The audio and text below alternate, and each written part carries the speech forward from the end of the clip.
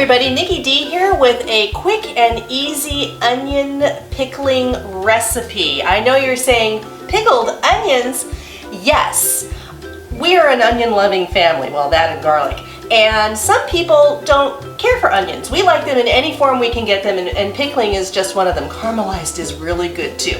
But for those people that don't like the brassness of an onion just sliced, you can pickle them.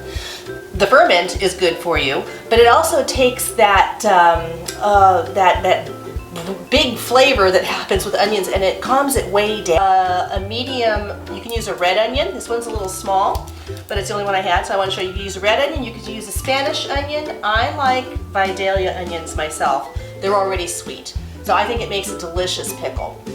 Garlic cloves, 3 minimum. You're going to see more here than 3 because we're garlic people. But 3 minimum. All you're going to do is smash them. You want 3 tablespoons of organic salt. Organic sugar. Organic sugar. You're going to want 1.5 teaspoons of table salt. You don't want to use kosher salt. I use sea salt, or better yet, pickling salt. Why? Kosher salt and some other salts have an anti-caking agent in them, which will turn your ferments a cloudy color.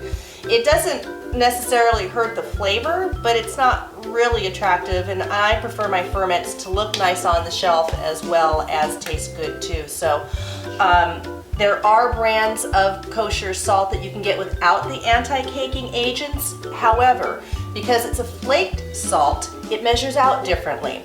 So even if you were to use a kosher salt with your fermenting, with any of your fermenting, you'd have to use 50% more because of the measure of it. So I like to keep things easy. I don't use the kosher salt for my fermenting because I just don't want to do all the math. And I use either a sea salt or a table salt to take care of my fermenting.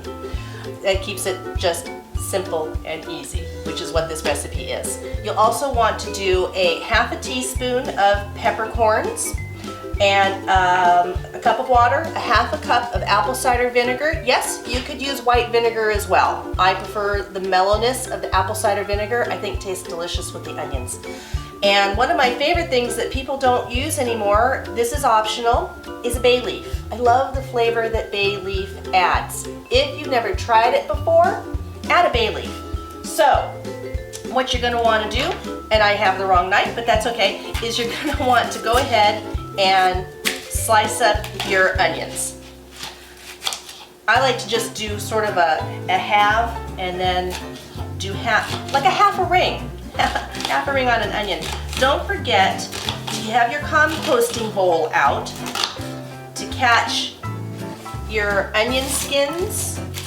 I always cut the ends off of my garlic, even if I'm just smashing them and throwing them in something. I always do that. With items like onion skins, carrot peelings, garlic, things like that, I don't directly put them into compost. I put them in a freezer bag that I keep in the freezer, and when that bag fills, I go ahead and throw it in a stock pot, and I make myself a vegetable broth. And I will show you that in a separate video. But it's such a great way. You can have vegetable broth constantly.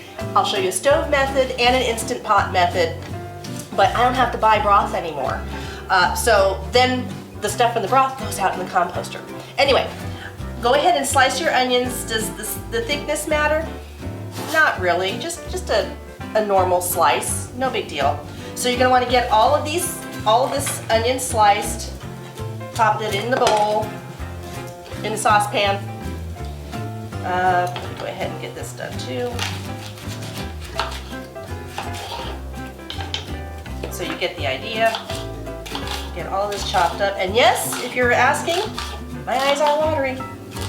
I have actually used the technique where you light a candle when you're cutting onions, and it has worked. I just didn't think to do it today. So anyway, you get your onions in here, and literally, you just pop in everything else. By 3 tablespoons of sugar. Woo! Good thing I already measured it out. My salt. My apple cider vinegar. I'm going to smash up my garlic here real quick. There you go. Everybody in the pool. Everybody in the pool. Quick stir. I'm going to get this over on the heat, and when we come back, I will explain to you how to store it and the do's and don'ts of what you need to store it in. So, after I'm done crying, we'll be right back.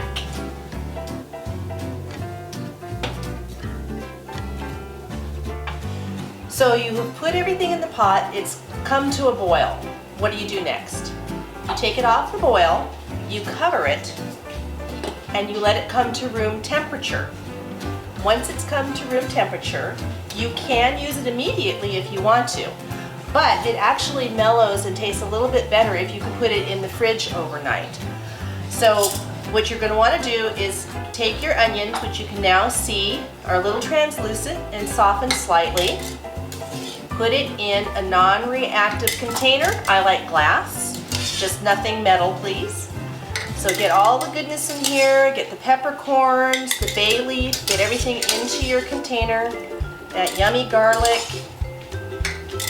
and along with your fermenting liquid, all in here. I love mason jars. Got a little bit left. And then you're going to cap it off, and you're going to pop it into the fridge. Again, you can eat it like this right now if you want, but it's going to take on an even better flavor tomorrow. You can keep it in the fridge for about 2 months. It keeps very nicely. What can you use it on? Well, if you want, you can just eat them. Gigi and I have. I like to chop them up and put them on barbecue sandwiches, pork, beef, chicken, whatever you barbecued. This tastes delicious. It sort of cuts through the sweetness of the barbecue sauce. Really tasty. You can throw them in tuna salad. You can put them in potato salad. Whatever you want. The sky's the limit. An antipasta plate. Whatever you want to do. They are delicious. Anyway, take a look at the blog. I'll have the entire recipe, step by step, of how to make your own fermented pickled onions. I hope you enjoyed this little recipe today, and I've got a lot more coming for you soon. So again, Nikki D from 5 Dog Farm. Thanks for watching.